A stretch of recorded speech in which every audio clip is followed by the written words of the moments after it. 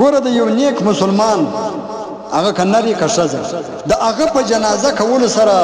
د جنازه کوونکو خلکو هم مغفرت او بخښنه کیږي چې د یو نیک سړي په جنازه کې شرکت وکړي ستاسو مغفرت کیږي تم الله تعالی تم بخښي ګناوي در معافي لکه نبی علیه الصلاة والسلام فرمایي ان اول ما يحاذى به العبد بعد موته ان يغفر لجميع من اتبع جنازته وای مؤمن مسلمان د چې د مرګ څخه وروسته اول کومه ښه تحفه ښه بدله ورکول کیږي نو هغه دا ده چې چا پر ده باندې د جنازې لمونځ وکړي چې د جنازې لمونځ وکړي دا د دوی یو عظیمه تحفه ده چې تا واده ته ورکړه او د دوی ګناهونه الله تعالی ورمعاف کړي وبخښي او خدای پاک د دغه مړي په وجه باندې عید المنځه والا ګرده وبخښي تر دې پورې علما کرام یې واقعه راوړي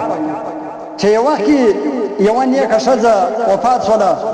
نو کله چې دفن کړه شوه دا یې پټه کړه ښخه کړه نو یو غریب سړی و هغه دا سوچ و فکر یې وکړي چې بس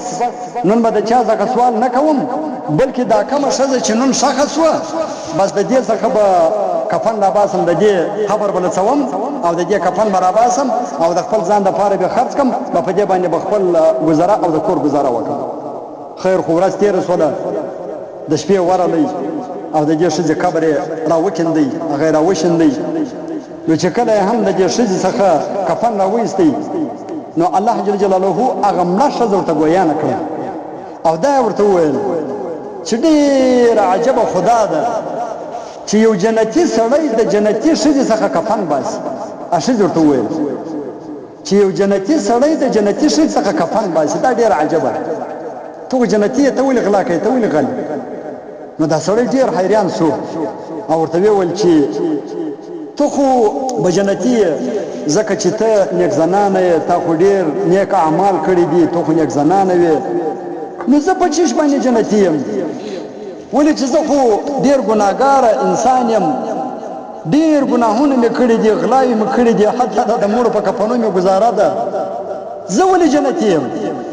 نو هغه ورته وویل چې کله هم تاسو پر ما باندې جنازه وکړله نو ستاسو په شفاعت ستاسو د لمانځه ستاسو د دعاو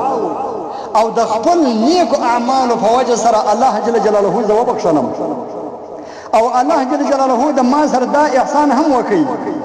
چې چا هم زما په جنازه کې شرکت کړی وي نو الله جل جلاله هغه ټول زما په جنازه کولو سره وبخښل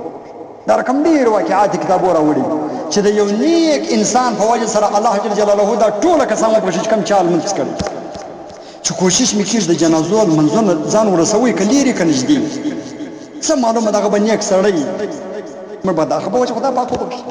الله تعالی خو مسلمان ته مجبانه غواړي د جنت چې جنت ته داخل شي الله تعالی دې موږ ټول وبخښي الله تعالی دې احسان سره وکړي الله تعالی دې دغه کومې جنازې چې موږ کړي دي الله تعالی دې رسه قبول مقبول وګرځي او چې کوم څوک وفات شوي دي تر دا اوس وخته پورې خدای تعالی دې ټول وبخښي الله جل جلاله دې جنت الفردوس نصیب کړي او چې په هر ځای کې مؤمن مسلمان وفات شوی په ورځ د قیامت دې الله جل جلاله د نبی علیه السلام څنګه مبارک رفوده کې سره زموږ واستوي